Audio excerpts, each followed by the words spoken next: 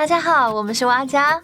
保鲜盒可以说是每个家庭的必备用具，它不只可以用来保存食物，还可以当做外出时的便当盒。我们网罗了时下最流行的材质，有玻璃、塑胶、矽胶、珐琅、316不锈钢、真空等，总共6款保鲜盒，从各种角度分析这些材质的差异，一定可以挑选出最适合你用的一款保鲜盒。一起看下去吧。看下去之前，还没订阅的朋友，记得先订阅并开启小铃铛哦。第一款要介绍的是玻璃材质保鲜盒，虽然重量比较重，但可微波的特点让它仍然是上班族的首选。耐热范围从-20°C 至400°C， 可以用在冷冻、微波、烤箱、电锅等。不过建议微波时还是要取下上盖，以免塑胶盒盖受热变形哦。乐扣可以说是保鲜盒中的长寿品牌，有方形、长形、圆形等款式。玻璃的透明特性让它不开盒盖也能容易确认内存物，保存剩菜剩饭时放进冰箱一目了然，方便下次要吃可以快速找到。甚至出了分隔版本，方便饭菜分离，适合装咖喱饭、卤肉饭等料理，让食物干湿分离，保留原味，也不会导致汤汤水水互相渗透。但使用下来发现，这个地方的设计会造成边缘比较常卡饭粒，用大的汤匙挖饭时会比较不方便。另外，由于材质的特性，整个保鲜盒都很好清洗，不易留下油渍或被染色，就算使用很长一段时间，也能保持干净的外观。尝试把上盖的胶条拔起来，可以发现胶条很紧密地依附在盖子上，纹路的设计也让胶条更不易变形。像这样装点水倒着放也不会漏，但倾斜摇晃后会漏出1-2滴小水珠。不过这款保鲜盒小编已经使用多年，密封效果可能没有全新的商品来得好。如果觉得上盖有变松的迹象，也可以到乐扣的官网单买上盖替换哦。如果觉得玻璃材质太重，那塑胶绝对是你更好的选择。今天我们选了 OXO 的按压保鲜盒来当示范。这款保鲜盒很特别，只需单手按压即可开启，比起其他有4面环扣设计的保鲜盒，拿起来顺手很多。另外，它也有出比较长形的款式，很适合放进生米或面条收纳，就不用担心食材开袋后散落在厨房角落滋生小虫子。虽然有不同大小，但因为底座的尺寸统一，就算叠在一起也不会有任何一边突出，东西多还是可以收纳得很有规律。胶条通常是最难清洗也最容易藏污纳垢的地方，但这款产品的胶条很容易拆卸，只要用菜瓜布稍微刷一刷后晾干，就可以继续使用，减少卫生上的疑虑。同样装点水测试一下，不论是倒着放还是用力摇晃，都没有一滴水溢出来，盖子与盒子的连接处也都非常干爽。不过塑胶材质较不耐热，所以不适合拿来微波，建议收纳干货类，像是豆类、面类、中药材或是粉类、茶包等。这些开封后容易受潮的食材，收纳完也可以让厨房看起来更整洁哦。接下来介绍一个和塑胶类似的材质——矽胶。这款加工坊的保鲜盒很轻巧，可折叠，使用完不论是收进包包或放在家里的橱柜里都不占空间。而且矽胶材质相当柔软，怎么摔怎么敲都不会破不会裂，适合当做小孩的水果盒或是宝宝的餐盘，也不怕边边角角刮伤。上盖的透气阀方便微波时使用，让热气可以散出，但外面的杂味无法进入，是非常贴心的设计。需要注意的是，矽胶比较容易导热，装热水或熟食时，整个盒身的温度会随之升高。建议用来装水果或小饼干等比较不会烫手的食物会较合适。测试看看胶条紧密的程度，发现几乎一拉就可以把整条拉起来，但装点水倒着放后却一点也不会漏，就算倾斜摇晃，周围也很干爽，密封效果很不错。不过矽胶材质在使用过后容易会有味道残留于盒内，建议定期使用食用级小苏打粉浸泡清洗，提供给大家参考。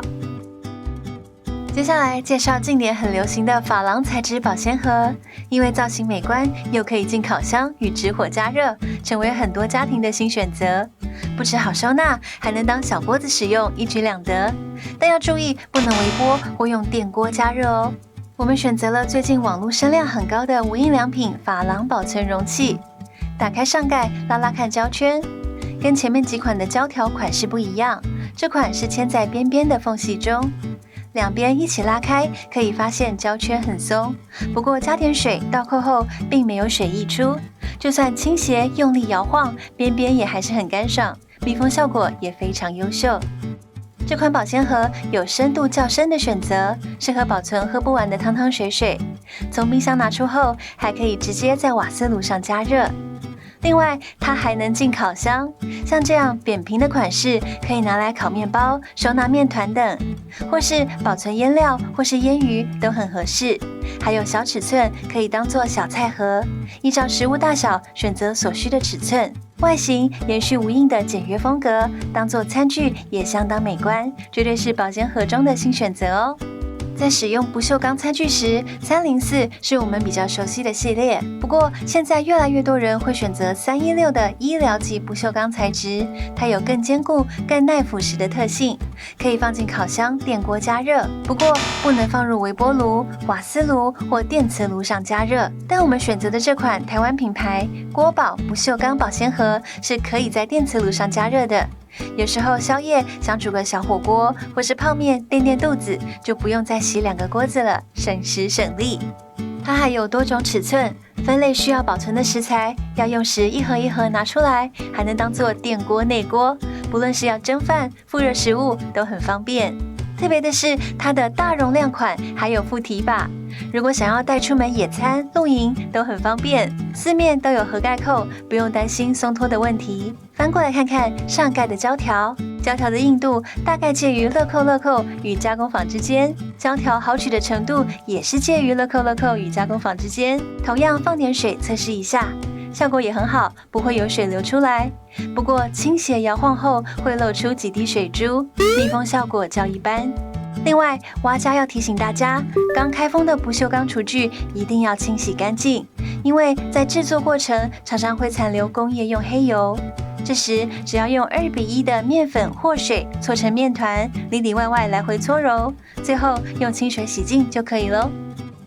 最后，同厂家印这款 Encom 保鲜盒跟上述的都不一样，它属于真空保鲜盒，非常适合保存咖啡粉、咖啡豆、茶叶等害怕发霉受潮的食物。不只可以阻绝水汽，还能避免食物走味变质，保持刚开封的新鲜感。使用方式也很简单，像这样左右旋转就是在抽真空，完全不需要用电或额外的真空机，维持1到2个礼拜都不是问题。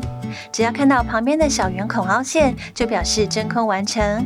打开时只需要按压小圆孔就可以解压开启。如果蛙粉们的家中常常会有没办法一次吃完的食物，或是想要延长豆类制品的保鲜期，都很推荐你入手这款真空保鲜盒哦。看完这么多款保鲜盒的差异，小编做了一个表格，统整出来各种使用情境。如果想要微波加热，可以选择玻璃及矽胶材质；